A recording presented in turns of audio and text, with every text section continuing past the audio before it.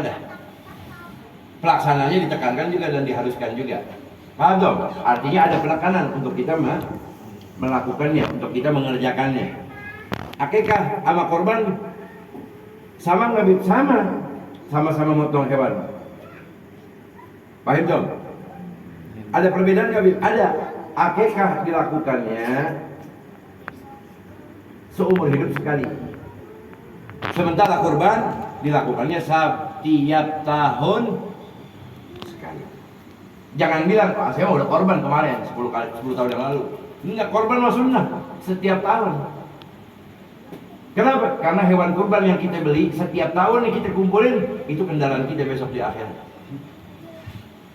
Awamul adhiyaka, kata Rasulullah. Besarkan hewan kurbanmu, maka besok kendaraanmu akan besar melewati jembatan Shiratal Mustaqim. Tuh, dapat keistimewaan dari Rasulullah SAW. Jadi orang lewat jembatan Shiratal Mustaqim itu macam-macam. Ada yang kadar kil khatib, ada yang seperti kilat menyambar, kata Nabi Muhammad. Paham tuh? Nyampe. Emang jembatan Shiratal Mustaqim seperti apa? Jembatan Shiratal Mustaqim dari berangkat kita naik dari Yaumul Mizan, dari Yaumul Hisab, naik ke atas jembatan Shiratal Mustaqim sampai pintu surganya Allah, di bawahnya nerakanya Allah. Itu panjangnya 15.000 tahun perjalanan manusia di dunia, saudara.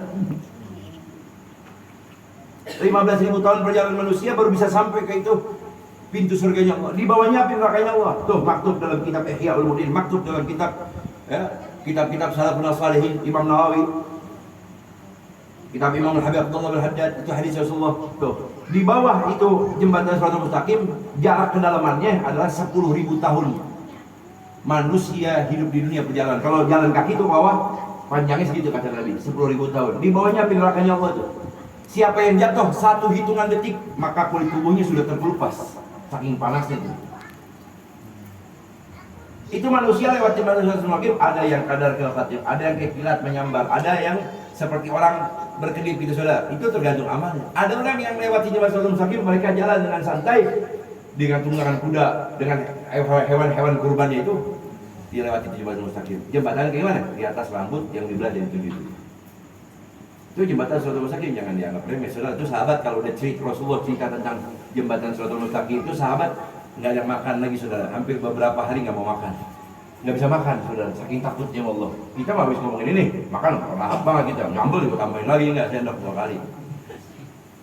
Ini saudara, ya. Jadi ini hewan kurban punya keutamaan buat kita juga kendaraan di akhirat. Ada bedanya lagi nggak, Bib? Ada. Apa akikah sama kurban? Ada. Akikah dikeluarkannya dagingnya kudu dimasak, dibaginya dagingnya kudu dimasak. Kalau sementara kurban dagingnya dibagiin kondisi dalam keadaan mentah. Masak, orang-orang tua-tua dulu kalau masak hewan daging akikah dianjurin dagingnya dimasak rada manisan dikit, banyakin manisnya. Banyakin gulenya biar mukanya manis ke orang. Coba ada kan tempo-tempo kita lihat orang mukanya asem mulu. Wah, emang ini waktu dimasak daging akikah banyakan asam Jawanya nih. Makanya asem banget lihat mukanya tuh. Ini benar nih, saudara, benar. Ya. Itu Sayyidul Walid tuh, ini Habib Abdurrahman Sayyidul Walid rahimallahu ta'ala al-awrar, dia bilang kalau mau bikin daging akikah, bikin yang bagus, semur, sate, tuh, biar manis, biar anaknya manis, cakap. Ada kan anak yang tempo-tempo dilihat mukanya gedek banget gitu. Apa tuh? Banyak ladanya nih, waktu masak nih. Nah, saudara, gitu, ya. Terus kemudian mana lebih afdol antara akikah sama korban? Ini pertanyaan yang paling banyak ditanya sama orang kalau udah mau masuk bulan haji, ketika hari raya Idul Adha. Mana yang lebih afdol, Bib, antara akikah dengan kurban? Akikah sama kurban jauh perbedaannya. Di dalam pelaksanaannya akikah lebih afdol karena seumur hidup sekali. Sementara kurban setiap tahun. Tapi tunggu sebentar. Hewan kurban, beberapa ulama Imam Syafi'i menyatakan bagi orang yang belum pernah mengeluarkan sekalipun maka hukumnya wajib apabila dia orang mampu. Yang pertama kali dia keluarkan, pendapat ulama lain menyatakan hukumnya wajib. Lain bukan mazhab Imam Hanafi. Kalau mazhab Imam Hanafi, saudara, di India, di Pakistan, di Bangladesh itu kurban setiap tahun hukumnya wajib. Itu mazhab Imam Hanafi. Kalau Imam Hanafi masuk ke Indonesia di sini waktu itu ajarannya, saudara, bukan madhab Imam Syafi'i, maka kita semua di Indonesia ini setiap tahun wajib hukumnya. Makanya di India tuh berantem mulu orang Hindu sama orang Islam, karena ngelihat hewannya pada dipotong-potongin saben tahun. Terutama kalau hari Raya Idul Adha, bagi mereka hukumnya wajib karena hukum Imam Hanafi madhabnya begitu. Tapi Imam Syafi'i menyatakan di dalam pendapat yang lain, wajib bagi orang yang berkurban di hidupnya yang pertama kali hukumnya wajib. Nah, kemudian yang kedua, yang ketiga itu sunnah. Itu pendapat yang lain. Jadi kalau kita belum pernah keluarin, wajib. Kayak orang pergi haji tahun ini haji, terus kemudian 10 tahun lagi dia haji. Nah, tahun ini yang haji pertama wajib. Haji yang 10 tahun berikutnya yang kedua adalah sunnah. Hajinya sunnah. Begitu, saudara. Terus kemudian dia dengerin baik-baik. Kurban itu boleh nggak dikeluarin buat orang yang udah meninggal? Boleh nggak, Bib? Nih, ada orang ditanya, ente ngaji, ente mau pergi ke mana? Mau beli hewan ini, mau potong sunnah kurban. Buat berapa biji? 3 ekor buat siapa aja? Buat anak saya satu buat saya, satu lagi buat almarhum bapak saya. Nggak ada, saudara. Akikah korban itu tidak dibolehkan untuk orang yang sudah meninggal. Ingetin di hukum agama. Nggak ada. Orang yang korban itu hukumnya, nih kita tinggal berapa waktu lagi kan mau korban nih, biar tahu ilmunya. Kalau korban nggak boleh buat orang yang udah meninggal. Korban itu hanya boleh untuk orang yang masih hidup. Kecuali orang yang dikorbankan yang udah meninggal itu wasiat. Tong, besok kalau bapak meninggal, emak meninggal, lu kurban ya, buat emak, buat bapak ya, sebentar. Nah, paham nggak? Tapi kalau nggak ada wasiat nggak boleh. Atau buat almarhum anak saya, nggak boleh. Orang udah meninggal nggak boleh. Kalau anak kita udah lahir, kita keluarin akikahnya aja. Meninggal, akikah umpama di umur udah 10 tahun meninggal, nah, kita akikahin sekali udah. Paham tuh? Kecuali nazar. Nazar boleh. Kalau hewan kurban, atau maaf nazar, kalau saya qabul hajat, saya nazar, orangnya meninggal, nah kita boleh nazarin, keluarin tuh hewan kurbannya atau potong kambingnya boleh. Tapi buat orang yang mengeluarkan, beberapa hal hukum di dalam hewan kurban, orang yang potong hewan kurban, ya, yang punya hewan kurban atau yang potongnya, ya, mendapatkan jatah yang masing-masing. Kemudian boleh makan. Dianjurin untuk memakan, orang yang berkorban dianjurin sangat sama Nabi untuk makan dagingnya yang dipotong. Paham nggak, saudara? Jadi kalau antum motong nih, ke bawah ke masjid potong, antum minta sebungkus saja jatuh. Sepertiga dianjurin buat dibagi orang, sepertiga boleh dimakan untuk keluarga, sepertiga boleh simpen buat dinding, bikin apa kayak macam-macam. Rasa kagak muat di kulkas, anterin ke rumah Habib. Saya mau beli freezer besok kegedean ini. Gitu, saudara. Paham nggak? Nih, dagingnya dianjurin dimakan. Kalau ada orang berkorban tapi dia mengharamkan dirinya untuk makan hewan kurban itu, maka gugur pahala hewan kurbannya. Tuh. Jadi nggak boleh. Wah, gue mau ogah makan daging kurban, gugur pahalanya. Itu daging bagus, cakep, disemur, mantap banget. Dibikin apa lagi tuh? Macam-macam dah. Asal matang dikirim ke rumah boleh juga. Rasa capek dikit, mentahnya nggak apa-apa, paha belakang 2 biji boleh. Saudara, nah jangan lupa sama tusukannya. Nah itu, saudara, hewan kurban. Tapi diharamkan memakan daging potong hewan bagi orang yang bernazar, haram. Nggak boleh. Kita nazar nih, kemudian kurban. Nazar kurban, apa nazar kambing atau nazar kurban, maka dagingnya nggak boleh dimakan. Itu namanya daging mantur, ya, daging orang yang bernazar. Buat orang yang nazarnya nggak boleh makan, buat kita mah yang dibagiin boleh. Tapi buat yang kurban atau buat yang nazar, dagingnya nggak boleh sama sekali dimakan, dicicipin nggak boleh. Kemudian dianjurin kalau kurban, saudara jangan cuma ngirim kambing doang, ada uang yang keluarin buat orang yang motongnya, ya kasih hadiah sedikit, saudara. Kalau pengen bagus, saudara sendiri yang potong. Paham tuh? Dan sangat dianjurin kalau motong hewan kurban, antum harus menyaksikannya, sangat dianjurkan. Jadi kalau orang yang di luar kota, orang yang di luar negeri, bagaimana? Nggak ada masalah. Zaman sekarang masih ada handphone, fotoin aja, kirimin, cukup. Tapi dianjurin buat dilihatin, ditengok. Kalau orang yang korban, Beb, mohon maaf, Patungan, bagaimana itu hukumnya? Nah, ini biar paham. Orang yang ngaji biar tahu, patungan di zaman Nabi nggak ada. Nabi setiap tahun potong 63 onta. Setiap tahun sahabat kumpulin buat Nabi 63 onta. Saudara, nggak ada patungan-patungan. Patungan-patungan itu cuma kita nih.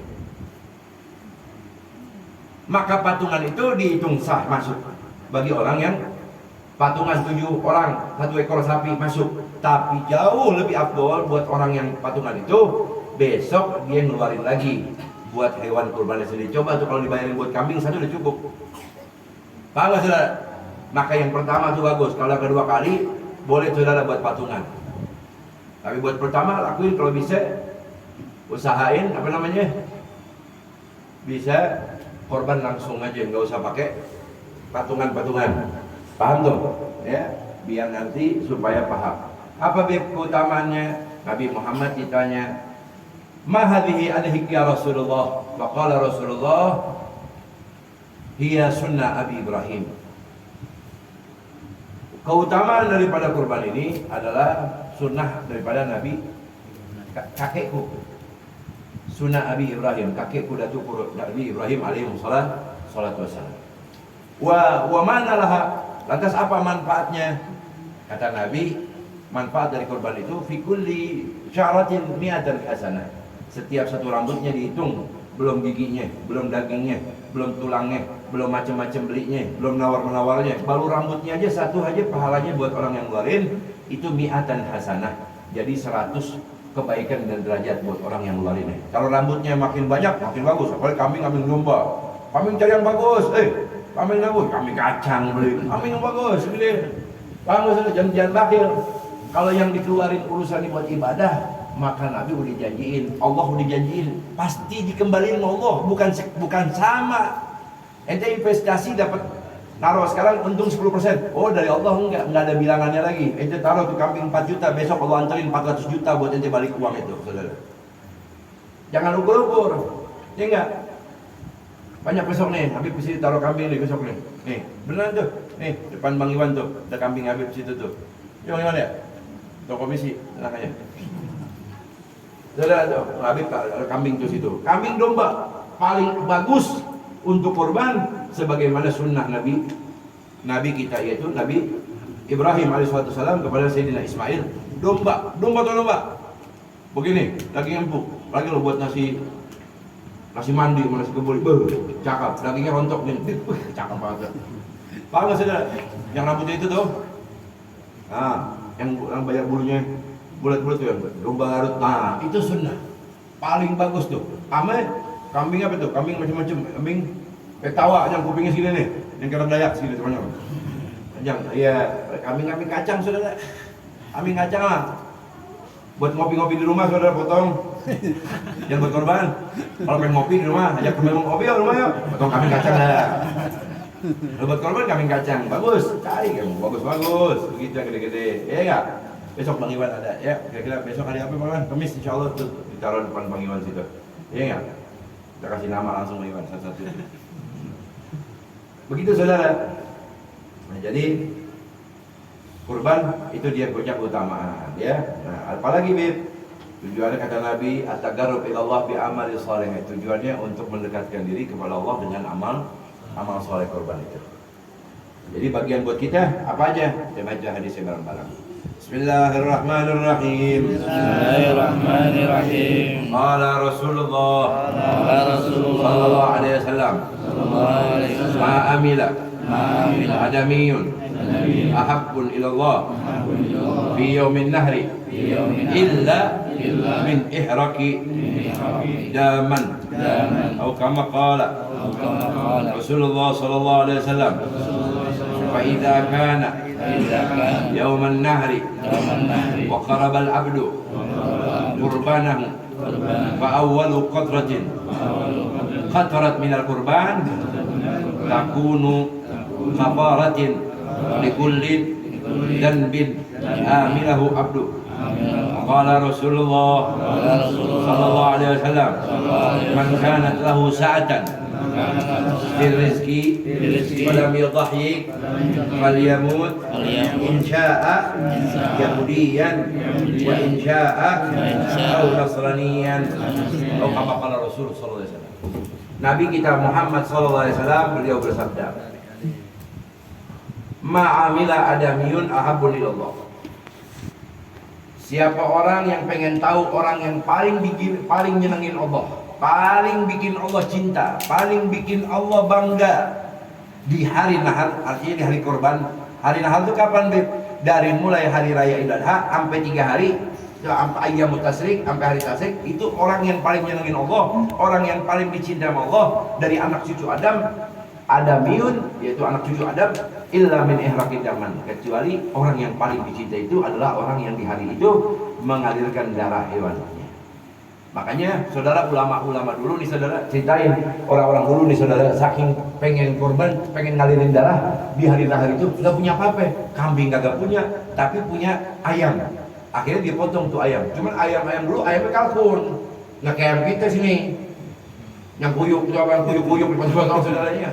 Ayam solo gede-gede, kalkun, tau kalkun? Kalkun. Ini kayak ayam onta tuh, kayak onta tuh ayamnya. Nah kayak gitu. Sama mereka pengen ikut ngalirin, pengen dapat sunnah daripada hadis Nabi aja tuh. Orang yang paling dicintai Allah adalah orang yang menghadirkan darah hewan kurbannya di jalan Allah. Ada doanya nggak, Bib? Ada.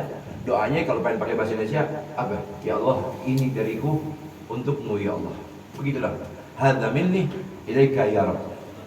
Ini dariku dan untukmu. Korbanin. Ya enggak, tapi bukan berarti terus boleh potong ayam besok. Enak bener begitu kalau itu. Enggak, seandainya enggak punya apa-apa. Dia enggak punya uang buat beli karena kebutuhan hidupnya sebu yaumin wa ju'u yaumin, lapar hari besok lapar, maka enggak punya bagian untuk dia keluarin haknya dalam berkorban itu, saudara. Nah, jadi kesimpulan, orang yang paling mencintai Allah adalah orang yang keluarin hewan kurban. Kemudian Waqala Rasulullah sallallahu alaihi wasallam, Nabi bersabda, fa idza kana yaumun nahri, siapa orang yang pada hari raya, hari nahar, wa qarabal abdu qurbanahu, dan kemudian dia mendekatkan diri kepada Allah Subhanahu wa taala, qurbanahu, hewan kurbannya dengan cara dia bawa tuh hewan kurban, dia potong tuh hewan kurban di hari raya, di hari itu, di hari nahar. Fa'awwalu qatratin, di awal kali dia potong tuh darah pertama yang keluar dari leher itu hewan kurban, fa'awwalu qatratin, maka keluar darah pertama itu sudah menghapus dosa orang yang mengeluarkan hewan kurban. Itu darah masih layang-layang di udara, belum jatuh nyentuh daripada bumi. Orang yang kurban itu darah pertama keluar hewan itu sudah menghapus dosa-dosa semua orang. Coba saudara, kau pun gak saudara punya uang buat bayar tebus dosa ini gitu. Dosa kita banyak nih, maksiat, sholat kagak, banyak yang kita belum bayar, macam maksiat, mungkarat kita perbuat, saudara. Kemudian kita hewan kurban kita potong, dapat menghapus dosa dari Allah dari darah pertamanya itu. Belum lagi yang lain, belum dari daging-daging, belum macam-macam. Baru darah yang keluar saja sudah menghapus dosanya orang itu.